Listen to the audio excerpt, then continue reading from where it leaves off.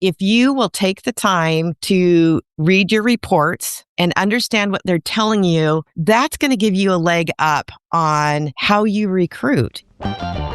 So what does it really take for your business to attract world-class talent today? I'm Dave Travers, president of ZipRecruiter, and on Talent All-Stars, we shine a light on the people and the day-to-day processes behind recruitment and retention at some of the world's most influential businesses.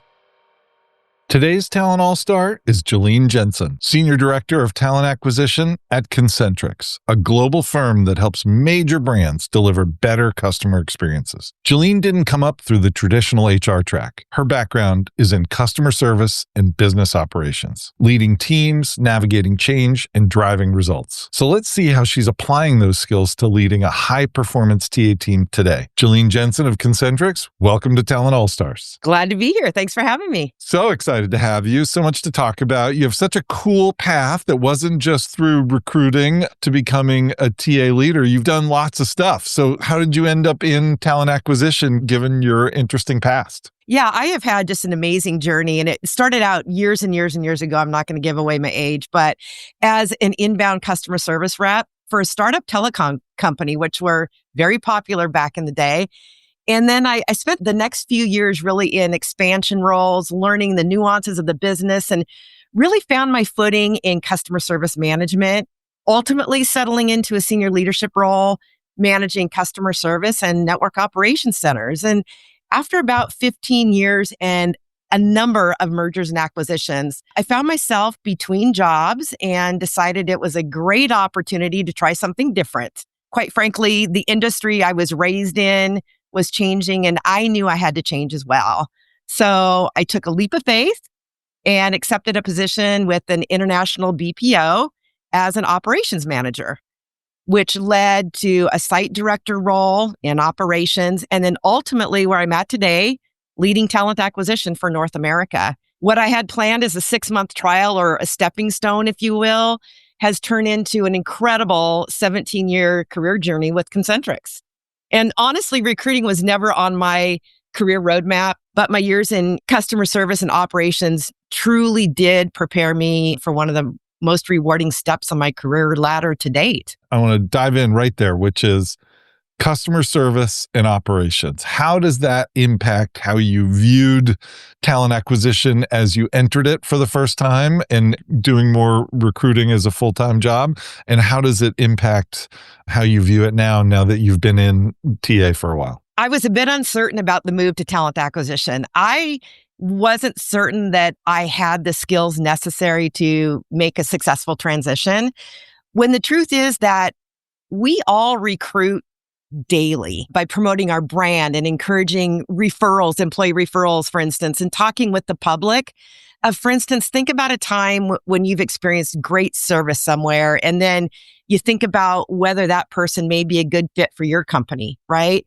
And I just started to connect those dots, and creating life-changing opportunities for people was really appealing to me. The TA community can impact critical change in lives, and bringing people back into the workforce or introducing people to the workforce for the first time is just a very rewarding experience. Yeah. So, and talk about the service orientation. So obviously that's central to Concentrix, whole business model and what you guys do, but it's also central to what you've done in your past. Is there a service and a customer orientation lens that you bring to talent acquisition, or is it missing in talent acquisition sometimes?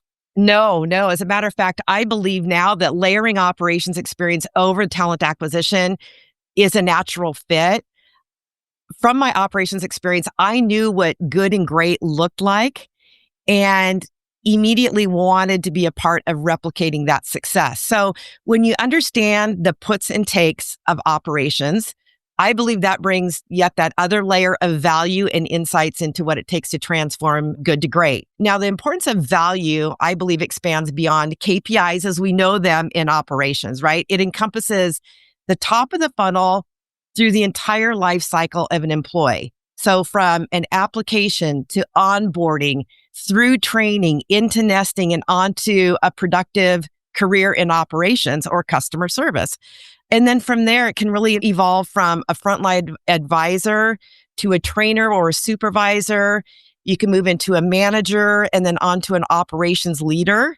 So the opportunities are really endless when you think about the CX experience. And then, heck, you can move out of operations entirely into technology or innovation, workforce management, people solutions. I mean, the list is endless. So I believe that those two tie in together beautifully. I do. Yeah. And so when you were the customer of talent acquisition as a leader, as a site leader, et cetera, how did you view the partnership with talent acquisition and how do you view that partnership now? So we're hiring at high volumes for call centers.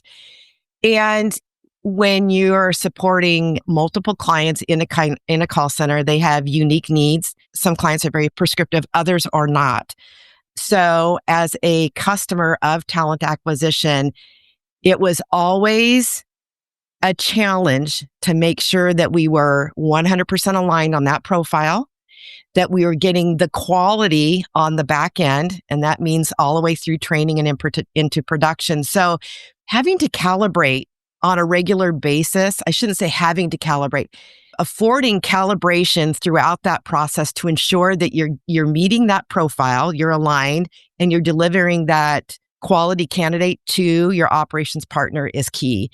And at any level in operations, you kind of hang off that, right? So we are giving them the training and skills they need to come into production ready to go.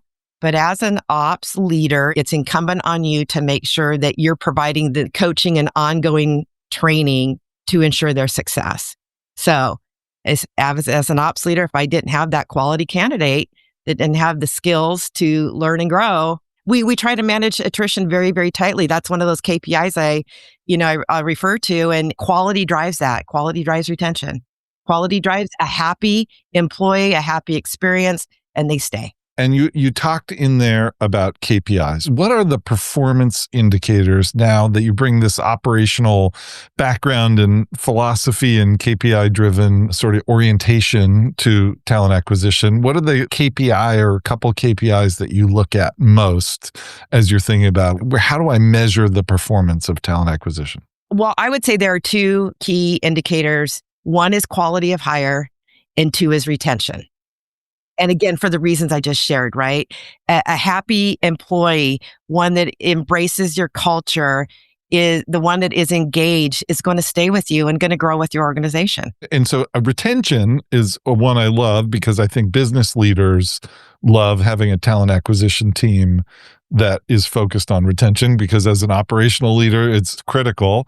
But as a talent acquisition leader, sometimes it feels unfair, frankly, to be measured on retention. I go out and get the people as a talent acquisition leader and somebody else has to retain them. It's not always 100% in my control. How do you think about ownership of that metric and where the handoff occurs and where the shared ownership, sort of exists about how retention is truly, something that the talent acquisition is responsible for? When I talk about calibrating, a part of our calibration process here is through like a playbook process, right? And that is just end-to-end communication and it doesn't stop. You have to learn from your mistakes, right? So if, for instance, we have on the rare occasion delivered a challenging class, we're going to go back and learn from our mistakes, right? Did we miss the profile? Were we not calibrated on that? If you're not communicating and you're not willing to learn through that process, then you're not going to evolve and you're not going to drive that quality into your business. And I think that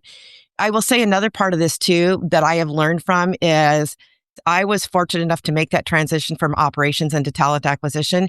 As I look for new recruiters to join our team, I will tap into operations as often as I can because I believe that you bring that knowledge with you and you know what good is, you know what great is, and you know where the opportunities lie, and you're going to use that knowledge in your recruiting process. I love that learning orientation you talk about because a mentor of mine says you're either getting better or you're getting worse. You're never staying the same. And so if you're going to be committed to the getting better part of that, like you referenced, everybody's had a tough class or a tough hire or something.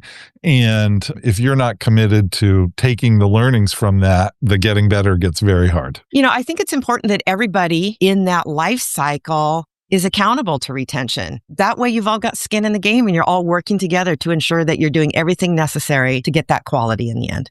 Absolutely. There's no way to say quality is high, but there's no retention. And there's no way to drive retention without real partnership between talent acquisition and operations, because there's no way you can solve only one half of the problem and not the other half. I love that. Okay. So one of the things that you as an operational leader and a talent acquisition leader have to think about all the time as you're learning and refining and growing is like, if we've learned something and we're going to change something, there's new technology available. We tried something new and we learned something new. You have to decide all the time, are we going to change this process? Are we going to change our strategy for how we do something? And there's a combination of technology and people involved in that. How do you think about, for somebody who hasn't done this nearly as much as you, how do you think about the building blocks, the fundamentals, emerging as a leader? And for the first few times, I'm saying we're either going to try this new technology, we're either going to change this process, or we're not. How do you decide, does the technology work? Will this work with the people? Is this something I should back? How do you make that decision? Well, I think it needs to be a collective decision and based on what you're trying to solve. So I'm going to just go ahead and touch on, some of the things that are really front and center right now, and that is in talent acquisition. So, we're all learning AI, right? I mean, it's the direction we're going right now, and we have to stay in front of that. And in talent acquisition, we believe that AI should support and not replace a recruiter's role. So when we're looking for new technologies, we have to consider that. It's great for efficiency, things like resume screening, scheduling, or sourcing, but that human connection is still crucial when you're selling a candidate on your culture or assessing their soft skills, et cetera. And just like in the customer service or customer experience space, we see the same need in recruiting in getting the right mix of that AI and human interaction. And we're all, as we are navigating this new world of technology, we're all trying to balance that mix of AI and human interaction and delivering that great experience for the candidate and for the employee on the back end with whatever they happen to be doing. So how do you cajole, convince, sell someone who's afraid about the next change you need to make, whether it's AI based or some other change in the process or technology? When you have somebody who's like, ooh, change is hard. I kind of like how it works now. We sort of know what we know. How do you drag someone over the line to be a supporter? Well, I believe we all need to be open to and willing to embrace the change. In our world today, we need to understand the value in self-education and being curious. Our intent is to introduce new tools and resources to enhance the experience and not jeopardize the well-being of our employees. I want to be really clear on that. And I think that that's important because there's a lot of uncertainty out there right now about jobs. What does this mean to me? We're mindful here of providing an immersive training experience along with that continued education when we introduce new tools. We also identify individuals who can provide insights and support when preparing for new systems or integrations. And meaning we pull colleagues into special task force teams who can assist with the due diligence and the development and the deployment of our new support platforms. And there's added bonus in there is that now we have a built-in specialist or a primary point of contact within our own organization that can help with that continued education and provide that support. And I'll say this about that as well.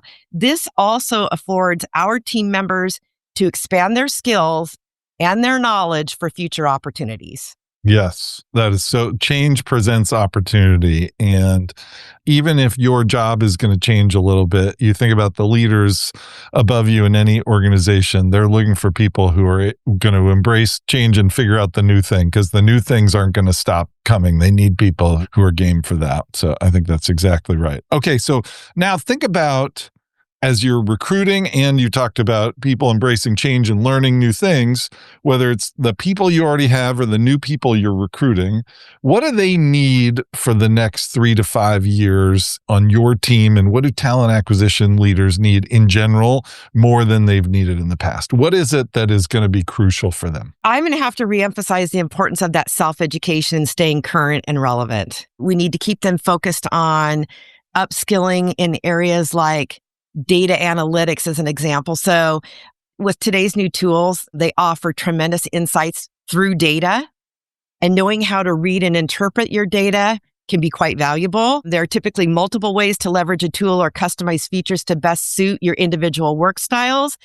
And, we encourage learning those features and learning that data so that you can self-serve your individual needs. I just think that staying abreast on what's going on in your talent acquisition space is important, but you also have to understand what's going on beyond that.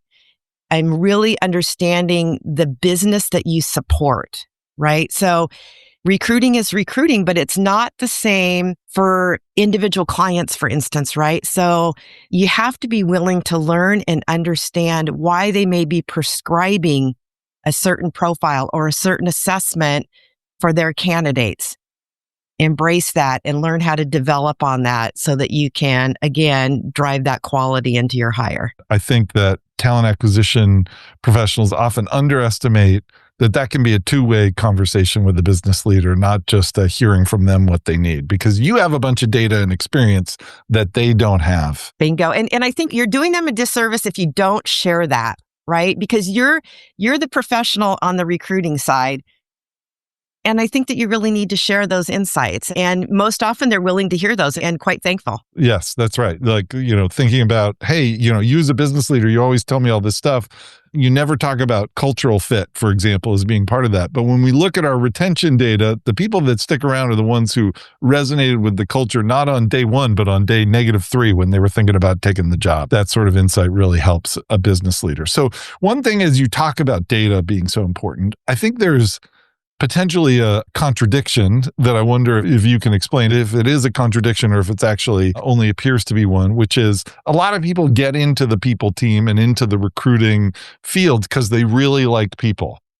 And over again, as we embrace change and new technology, data is critical. All of a sudden, I thought I was getting into a people field, and now my boss is telling me and everyone's telling me, you got to get closer to the data. Well, wait a second. I wanted to be here because of people. How do you think about both the people skills and the data skills that are required to be successful today and even more so in the future? And are those two different things that contradict, or do they live in harmony somehow? Well, I think they can live in harmony if you're willing to expand into the data and learn it and put it to good use for yourself, right? So the data that we have available for us today, and it's getting smarter all the time, right? With some of these AI tools, right? They learn, they grow, they get smarter. And if you will take the time to read your reports and understand what they're telling you, that's going to give you a leg up on how you recruit. You can learn by your successes and you can learn by your opportunities, right? And as I mentioned earlier, every now and again, you're going to get that clunker. And when you do, go back and research your data and understand what that data was telling you, because the answer is in there if you dig deep. Yeah, it absolutely is. The other thing I would say is that nothing brings data alive, as for people especially, nothing brings data alive more than a story. So if you can bring data to a conversation that supports it and say, think about that great hire we just made on your team 3 months ago that you tell me you love so much. She fit this profile that we're talking about, and this is what the data is telling us. That brings it alive for people and connects the people with the data. It truly does. And I just think that, it's a nice reflection to go back and really understand what you did or what you were thinking at the time. If you go back and you review not only it's included in the data, but for instance, an assessment of some sort. What did you miss? The score will tell you one thing, but go in and look at what drove that score. The answer may be in there for you. Yeah. One layer deeper, usually there's some more wisdom to be gleaned when you're in the data world. Okay. We always end these conversations with a rapid fire round. So I want you to envision that you're at headquarters and you're fixing yourself a cup of coffee, or you're getting in the elevator, and all of a sudden the CEO of Concentrix walks in and says, "Hey, Jillene, you're the interview expert, the talent expert. I spend a bunch of my time interviewing. Make me better. Like, what's your one best tip for being a better interviewer?" Again, knowing in granular detail the clients that you're hiring for, what's important to them, understanding the puts and takes on the operations side that makes them successful. That will help you understand if you've got the right candidate. It's not just about your view as a recruiter. You have to understand the business that you're delivering these quality candidates to. I love that because it's so easy as an interviewer to get into like, I like this person. But if you do the prep work in advance and really think about what's the business need that we're looking for here, it brings a different orientation to the conversation. Jillene Jensen, it is very clear why you're a Talent All-Star. Thank you so much for taking the time with us today. Thank you so much for having me. This has been wonderful.